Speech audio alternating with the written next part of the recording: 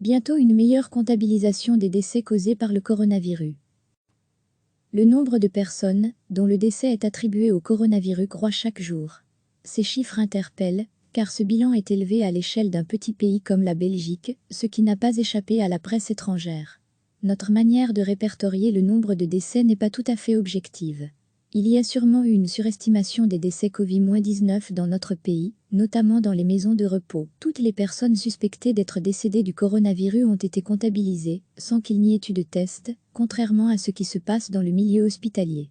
Dans les maisons de repos, il n'y avait que très peu de décès de patients Covid-19 confirmés, la majorité étaient des décès de personnes suspectées d'être infectées.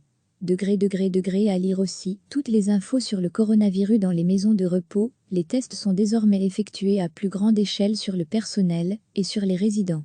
Et forcément, les infections confirmées au Covid-19 sont à l'heure actuelle plus importantes, comme l'indiquait ce jeudi Emmanuel André, porte-parole interfédérale de la lutte contre le Covid-19. Aujourd'hui dans les maisons de repos, 289 personnes sont décédées, et plus de 30% de ces personnes ont eu un test qui confirmait que c'était des décès dans le cadre d'une infection au Covid-19. Donc il y a encore un effort important à réaliser pour que cette proportion de cas confirmés puisse évoluer. La surveillance, y compris des cas suspects, va continuer. Depuis le début de la crise, la Belgique a clairement choisi d'englober ses statistiques pour disposer d'une vue d'ensemble de l'évolution du virus. C'est une stratégie politique, sanitaire, mais pas forcément la meilleure d'un point de vue scientifique, estime l'épidémiologiste Yves Copité, professeur à l'ULB. En termes de santé publique, c'est important parce que cela montre un vrai problème dans les maisons de repos et une surmortalité pour différentes causes. Mais poursuivre l'épidémie cela n'avait aucun sens, puisque cette surmortalité n'est pas que due au virus. On a fait le choix en Belgique de faire un comptage relativement inclusif, mais qui nous défavorise au niveau des statistiques des décès par rapport à d'autres pays.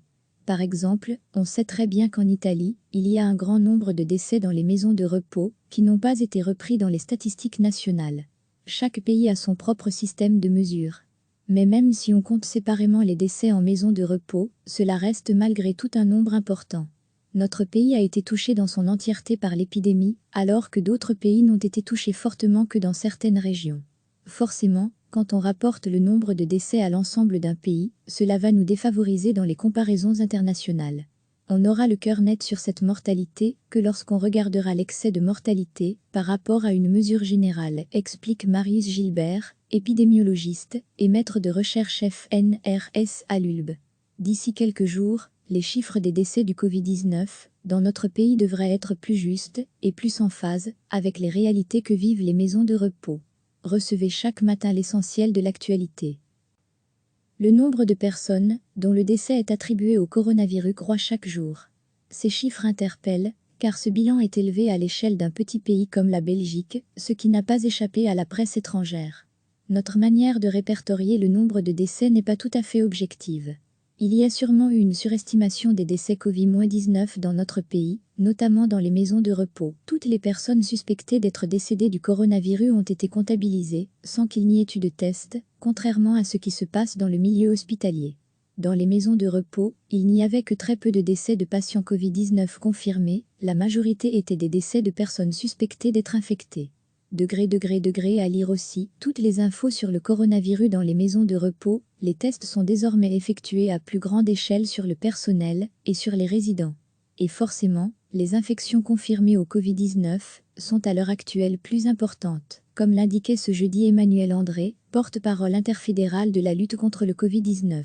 Aujourd'hui dans les maisons de repos, 289 personnes sont décédées et plus de 30% de ces personnes ont eu un test qui confirmait que c'était des décès dans le cadre d'une infection au Covid-19.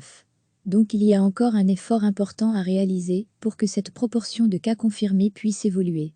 La surveillance, y compris des cas suspects, va continuer.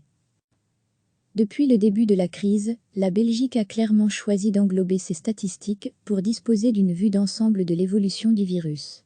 C'est une stratégie politique, sanitaire, mais pas forcément la meilleure d'un point de vue scientifique, estime l'épidémiologiste Yves Copité, professeur à l'ULB. En termes de santé publique, c'est important parce que cela montre un vrai problème dans les maisons de repos et une surmortalité pour différentes causes. Mais poursuivre l'épidémie cela n'avait aucun sens, puisque cette surmortalité n'est pas que due au virus. On a fait le choix en Belgique de faire un comptage relativement inclusif, mais qui nous défavorise au niveau des statistiques des décès par rapport à d'autres pays. Par exemple, on sait très bien qu'en Italie, il y a un grand nombre de décès dans les maisons de repos qui n'ont pas été repris dans les statistiques nationales. Chaque pays a son propre système de mesure. Mais même si on compte séparément les décès en maison de repos, cela reste malgré tout un nombre important. Notre pays a été touché dans son entièreté par l'épidémie, alors que d'autres pays n'ont été touchés fortement que dans certaines régions. Forcément, quand on rapporte le nombre de décès à l'ensemble d'un pays, cela va nous défavoriser dans les comparaisons internationales.